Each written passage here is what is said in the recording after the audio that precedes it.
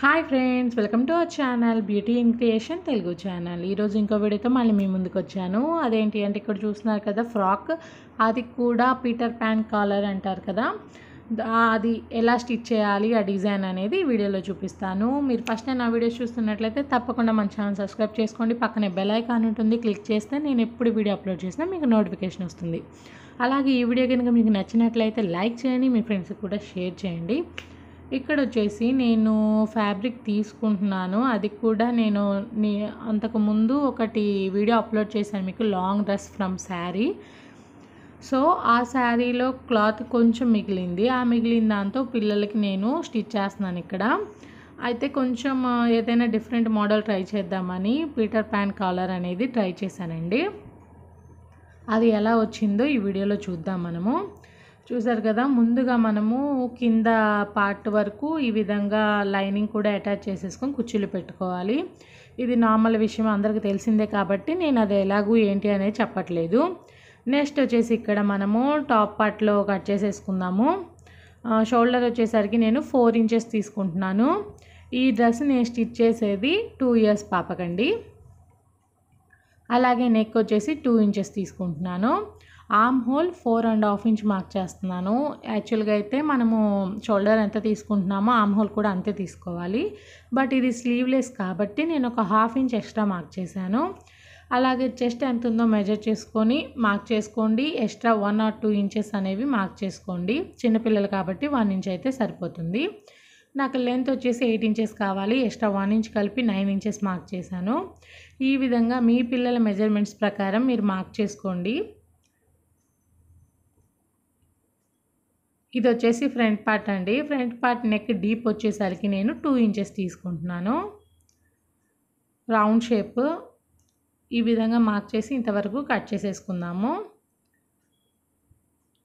అలాగే ఇప్పుడు back part ఎలా కట్ చేయాలో చూద్దాము. బ్యాక్ పార్ట్ కోసం ఏంటి అంటే ఇట్లా ఫ్రంట్ బ్యాక్ మనం సపరేట్గా కట్ చేసుకున్నట్లయితే బ్యాక్ సైడ్ ఉక్సులు పట్టి కాజాల పట్టి వేసే పని లేకుండా ఇక్కడే మనం ఎక్స్ట్రా క్లాత్ తీసుకోవచ్చు.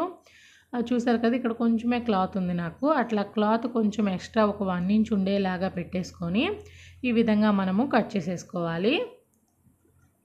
అలాగే బ్యాక్ నెక్ వచ్చేసరికి నేను ఇక్కడ 1.5 ఇంచ్ తీసుకుంటున్నానండి.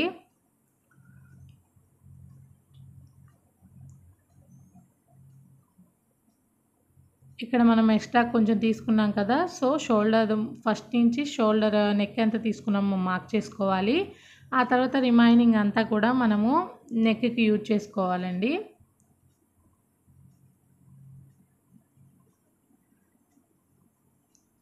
ఫ్రంట్ నెక్ అలాగే బ్యాక్ నెక్ కట్ చేసేస్తున్నాను నేను. సేమ్ ఇలాగే మనము మెయిన్ ఫ్యాబ్రిక్ని కూడా కట్ చేసుకోవాల్సి ఉంటుంది. చూసారు కదా, ఇక్కడ మెయిన్ ఫ్యాబ్రిక్ కూడా నేను కట్ చేసేసాను. ఇక్కడ ఏంటి అంటే రివర్స్ చేసి స్టిచ్ వేయడం లేదు, నేను నార్మల్గా స్టిచ్ చేస్తున్నాను.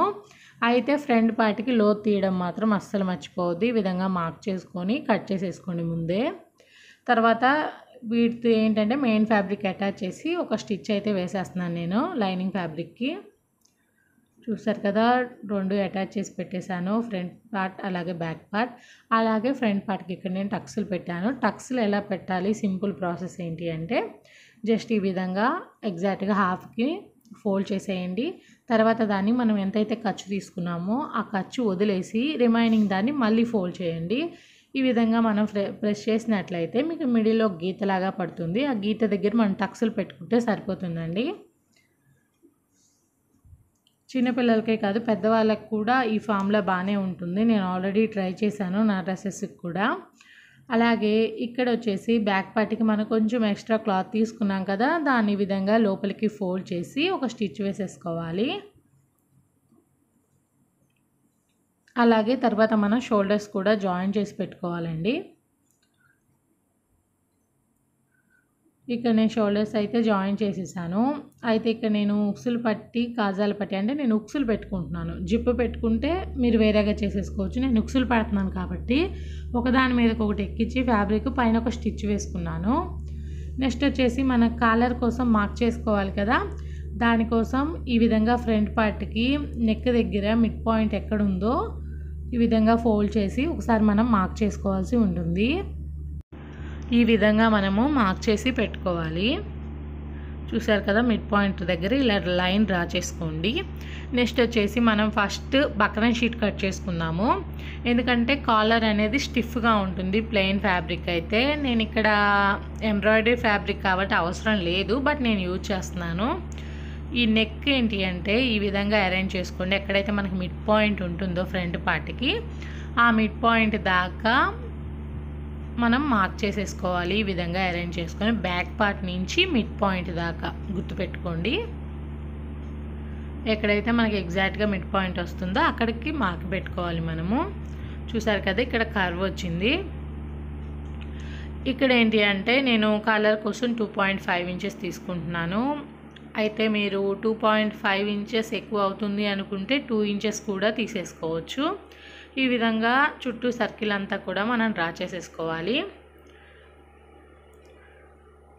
ఇప్పుడు మనం చిన్నగా కొంచెం షేప్ అనేది డ్రా చేసుకుందాము కర్వ్ లాగా.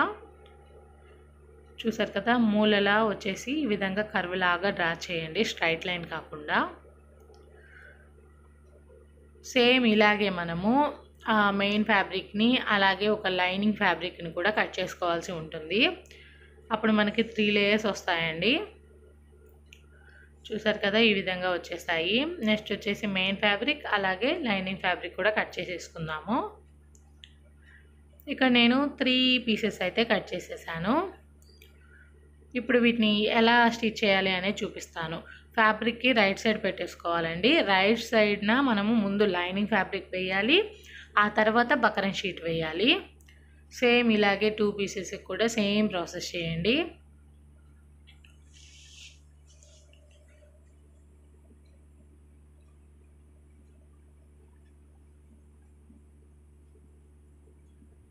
చూసారు కదా, ఈ విధంగా పెట్టేసుకొని 3 లేయర్స్ సమానంగా వచ్చేలా చూసుకోండి. ఈ చుట్టూతా కూడా మనం ఒక స్టిచ్ వేయాలి. ఆ మిడిల్లో మాత్రం స్టిచ్ వేయకుండా వదిలేయండి. చూసారు కదా, ఇట్లా స్టిచ్ వేసిన తర్వాత మనము చుట్టూ కూడా నాట్స్ పెట్టేసుకుందాము. నాట్స్ పెట్టేసుకొని దీని మిడ్ పాయింట్ నుంచి మనము రివర్స్ చేసేస్తే సరిపోతుందండి. ఆ పక్క ఫ్యాబ్రిక్ చూసారు కదా, నేను ఆల్రెడీ రివర్స్ చేసి పైన ఒక టాప్ స్టిచ్ కూడా వేసేసాను. చూసారు కదా, ఈ విధంగా రివర్స్ చేసేసి చుట్టూతో ఒక స్టిచ్ వేసేసుకుంటే సరిపోతుంది. దీన్ని మనం ఇప్పుడు టాప్ పార్ట్కి ఎలా అటాచ్ చేయాలో చూద్దాము. ఫస్ట్ మనం మిడ్ పాయింట్ మార్క్ చేసుకున్నాం కదా ఫ్రంట్ పార్ట్కి. సో ఆ ఫ్రంట్ పార్ట్ యొక్క మిడ్ పాయింట్ దగ్గర ఒక 1/2 ఇంచ్ అవతల నుంచి పెట్టుకోండి, చూడడానికి బాగుంటుంది. ఈ విధంగా పెట్టేసుకొని ఒక స్టిచ్ వేసేసుకోవాలి. సేమ్ ఇదే విధంగా అదర్ సైడ్ కూడా ఇంకో పీస్ ఉంది కదా, ఆ పీస్ని సేమ్ ఇలాగే అరేంజ్ చేసుకొని స్టిచ్ వేసుకోవాలండి.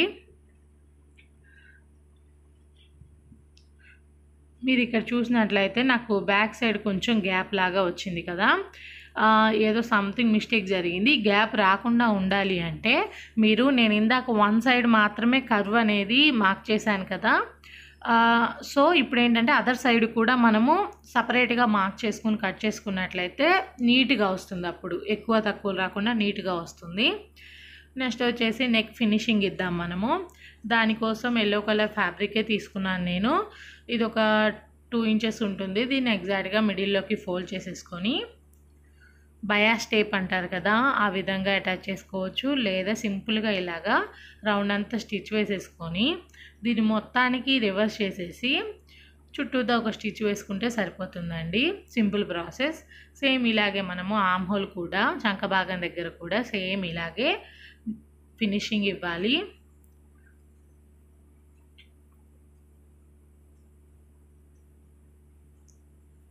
సేమ్ ప్రాసెస్, ఏం చేంజెస్ లేవు. జస్ట్ ఇట్లా పెట్టేసి దాన్ని పూర్తిగా రివర్స్ చేసేసి స్టిచ్ వేస్తే సరిపోతుంది.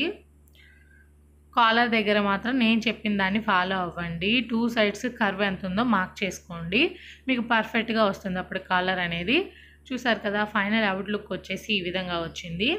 అయితే ఇక్కడ నేను మీకు లోపల ఎలా అటాచ్ చేశాను, ఎలా వచ్చిందో చూపిస్తాను ఒకసారి. నెక్ ఫినిషింగ్ ఇచ్చాం కదా మనము, చూసారు కదా, నేను లోపలికి మొత్తం పెట్టేసి స్టిచ్ వేసేసాను. సో ఫినిషింగ్ వచ్చేసి ఈ విధంగా వచ్చింది మనకి. సేమ్ ఇలాగే చంక భాగం దగ్గర కూడా సేమ్ ప్రాసెస్. చూసారు కదా, నీట్గా వచ్చింది ఫినిషింగ్ అనేది. ఐ హోప్ ఈ వీడియో మీ అందరికీ నచ్చుతుంది అనుకుంటున్నాను. ఒకవేళ ఈ వీడియో కనుక మీకు నచ్చినట్లయితే please do like, share and subscribe our channel. ఓకేనా? ఇంకో వీడియోతో మళ్ళీ మీ ముందుంటాను. బాయ్.